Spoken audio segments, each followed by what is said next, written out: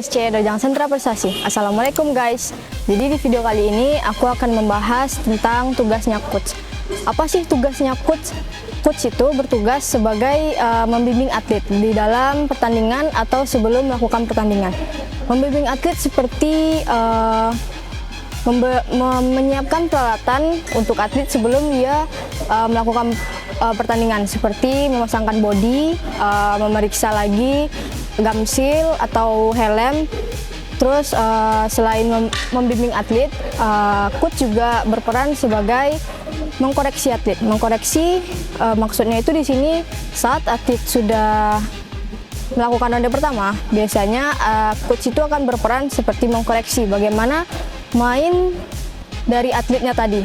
Nah, setelah mengkoreksi, coach itu akan memberi arahan untuk ronde keduanya. Misalnya di saat atlet itu tidak menggunakan tekniknya saat bermain, maka coach akan memberi arahan kepada atletnya untuk melakukan teknik-teknik yang telah diajarkan saat latihan. Selain itu, tugasnya coach juga mengontrol emosi. Biasanya kalau misal atletnya baru pertama kali bertanding, dia pasti akan terbawa emosi saat fight. Mungkin dia akan marah, sedih, atau gimana. Nah, tugasnya coach itu adalah mengontrol emosinya.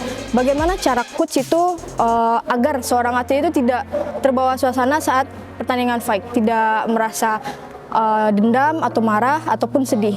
Selain mengontrol emosi, coach juga berperan seperti mengontrol mentalnya seorang atlet. Nah, mengontrol mentalnya atlet itu sangat penting. Itu tuh adalah tugas pertama seorang coach.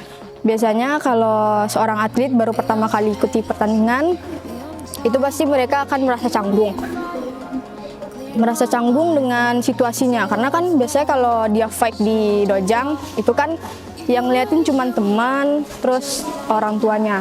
Tapi kalau di pertandingan, yang ngeliatin mereka tuh kan bisa ratusan orang, ribuan orang. Nah, situasi itu bakalan bikin seorang atlet itu bakalan canggung guys. Itu tugasnya coach. Kalau aku biasanya kalau ada atlet aku yang merasa gugup, canggung, maka aku kan bilang sama dia kalau aku tuh yakin kalau dia itu bisa melakukan pertandingan dengan mudah gitu. Aku bakalan ngasih dia rasa percaya diri supaya dia tuh tidak minder sebelum melakukan pertandingan. Aku akan meyakini dia bahwa dengan dia berdiri di matras saja itu semua orang udah bangga dengan dia. Dia tuh nggak harus memikirkan menang atau kalahnya.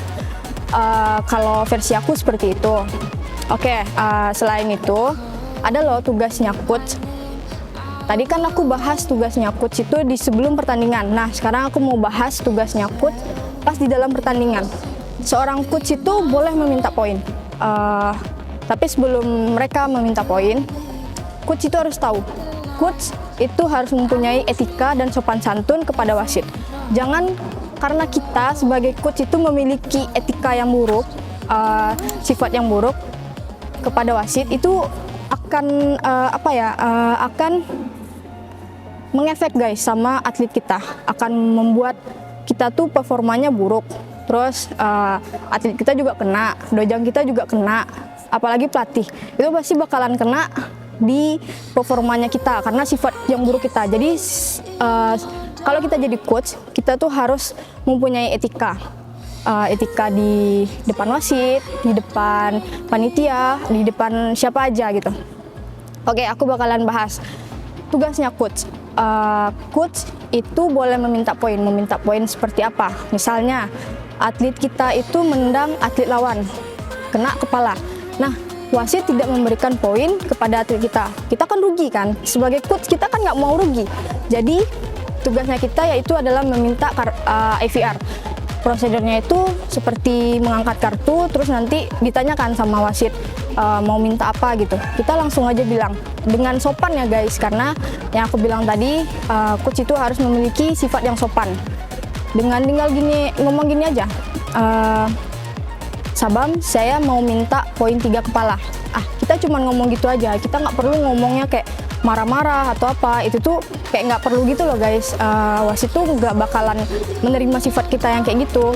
Yang itu boleh kita minta. Terus yang kedua, kita boleh meminta technical point kepala. Technical point kepala seperti saat atlet kita fight, terus dia tuh menendang kepala lawan, tendangan putar, kena kepala, tetapi yang masuk itu cuma 3 poin, kan kurang 2, sedangkan technical point kepala itu kan 5 kan, kita kan rugi juga tuh di sana. Maka tugasnya coach adalah meminta. Bagaimana cara memintanya? Prosedurnya masih sama, mengangkat kartu. Setelah mengangkat kartu, maka kita tinggal ngomong kayak gini, Sabam, saya ingin meminta technical point kepala 2 karena kita kurangnya poin 2. Maka nanti akan diproses oleh wasit. Kalaupun memang kasus kita itu memang benar, maka wasit akan memberikan poin kepada atlet kita. Setelah itu yang ketiga yaitu minta poin technical point badan. Technical point badan itu mendapatkan 4 poin. Tapi mungkin kadang wasit kurang ngasihnya karena mungkin tidak berbarengan mencetnya atau memang ada kasus ada masalah lain lah gitu ya guys. Jadi wasit cuma ngasih 2 nih buat atlet kita, otomatis kan kurang, kita rugi kan. Nah, tugasnya coach juga meminta seperti apa. Prosedurnya tetap sama, mengangkat kartu, tetapi cara memintanya tidak technical point kepala tapi technical point badan, harus mengucapkan itu secara jelas. Contohnya, Sabam, saya ingin meminta technical point badan 2. Sebutin guys berapa jumlah yang akan kalian minta. Nah, itu poin yang boleh kita minta. Tapi ada loh poin yang nggak boleh kita minta. Contohnya itu seperti atlet kita itu menendang Dolio Chagi, kenanya body. Itu kan poinnya 2, itu nggak boleh diminta. Ingat guys, itu tuh nggak boleh diminta. Nanti kartu kalian bisa ditelan. Nah, selain meminta poin, coach juga bertugas sebagai meminta ganjum. Meminta ganjum atau membatalkan ganjum. Oke, aku bakalan bahas dulu meminta ganjum. Meminta ganjum ini untuk atlet lawan. Misalnya atlet lawan itu melakukan pelanggaran, tetapi wasit mungkin tidak terlihat atau tidak memberi ganjum kepada atlet lawan. Maka kita sebagai coach tidak mau dirugikan dan fungsinya kita, tugasnya kita yaitu adalah meminta. Memintanya juga tidak harus emosi, cukup santai aja, jangan sampai wasit itu tersinggung dengan perkataan kita, karena itu bakalan ngefek ke atlet kita loh guys. Oke, cara mintanya tuh kayak contohnya gini, misalnya atlet lawan itu terjatuh, tetapi wasit tidak memotongnya, atau atlet lawan itu keluar boarding line, tapi wasit tidak memotongnya, maka tugasnya kita kan meminta dengan cara itu gini, angkat kartu terus ngomong gini, Sabam, tadi atlet lawan terjatuh, atau Sabam, tadi atlet lawan keluar boarding line, tapi Sabam tidak memotong atlet lawan, saya ingin meminta ganjum. Kita sebutin ganjum apa yang mau kita minta. Nanti akan diproses oleh wasit. Apabila kasus kita itu benar, maka wasit akan memberikan ganjum kepada atlet lawan. Nah, itu kan meminta ganjum. Sekarang kita akan bahas pembatalan ganjum. Pembatalan ganjum ini khusus untuk atlet kita sendiri. Contohnya, semua ganjum itu boleh kita minta. Kita minta batalin untuk atlet kita sendiri. Misalnya nih, satu kasus atlet aku, dia tidak melakukan pelanggaran, dia tidak keluar boarding line, tapi wasit memberikan ganjum, memberi ganjum keluar boarding line. Nah, kita kan rugi kan, atlet lawan akan mendapatkan poin 1 nih, sedangkan atlet kita dapat ganjum. Kita kan sebagai coach tidak mau rugi. Jadi tugasnya kita itu adalah meminta pembatalan ganjum untuk atlet kita sendiri. Bagaimana caranya? Kita bisa langsung angkat IVR, terus kita ngomong nih sama wasitnya, Sabam, tadi atlet saya tidak melakukan pelanggaran, atlet saya tidak keluar, tetapi Sabam memberikan ganjum untuk atlet saya ingin meminta pembatalan ganjum untuk atlet saya. Maka kalau wasit itu memproses dan itu benar kasusnya, maka nanti ganjum di atlet kita akan dibatalkan. Nah, ada nih satu kasus sempat viral juga nih guys di Sumatera Barat. Cuman aku nggak menyinggung atau mengejek siapapun. Ini cuman kayak pembelajaran kita aja. Jadi dulu ada di event di Sumatera Barat. Jadi ada atlet merah sama atlet biru. Atlet biru ini udah punya ganjum 4. Terus karena karena wasitnya mungkin kurang fokus atau udah capek kali ya. Jadi wasit itu salah ngasih ganjum. Dikasihlah ganjum kepada atlet biru. Dikasih ganjum, otomatis ganjum atlet biru ini kan udah pas 5, otomatis langsung kuman ngosong kan.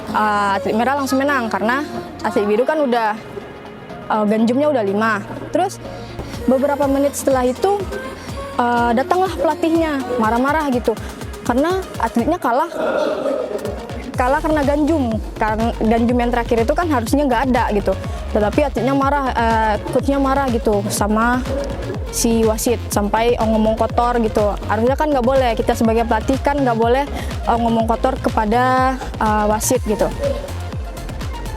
Setelah itu akhirnya panas tuh situasinya, bla panas. Setelah itu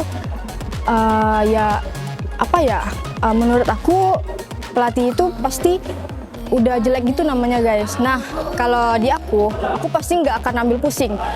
Kalau di posisinya itu aku ya guys, aku pasti bakalan minta pembatalan ganjum. Kan ada waktu 5 detik buat kita minta pembatalan ganjum untuk atlet kita. Kita kan sebagai coach tidak mau dirugikan, makanya kita tuh sebagai coach sebelum turun, sebagai coach, sebagai wasit, sebagai atlet, sebelum kita turun di pertandingan, kita tuh harus memiliki ilmu guys. Makanya jangan kamu misalnya dipilih sama pelatih kamu, besok kamu jadi coach dia ya, tapi kamu belum sama sekali nggak ada ilmu nih. Jangan maulah gitu, pokoknya kalian tuh harus punya ilmu dulu sebelum jadi coach gitu. Nah itu aja edukasi dari aku. Sebelumnya aku minta maaf kalau kasus aku itu menyinggung orang lain. Aku ceritain kasus ini untuk pembelajaran aja untuk kita supaya tidak lagi terulang kasus-kasus seperti itu. Oke, jangan lupa like, comment, share, karena mungkin dengan kalian men-share video ini, taekwondo di Indonesia itu mungkin perlu dengan ini. Dan coach-coach yang baru mungkin akan perlu dengan edukasi ini. Dan jangan lupa subscribe, karena satu subscribe dari kalian itu bakalan berharga buat kami. Oke, sampai jumpa dan dadah!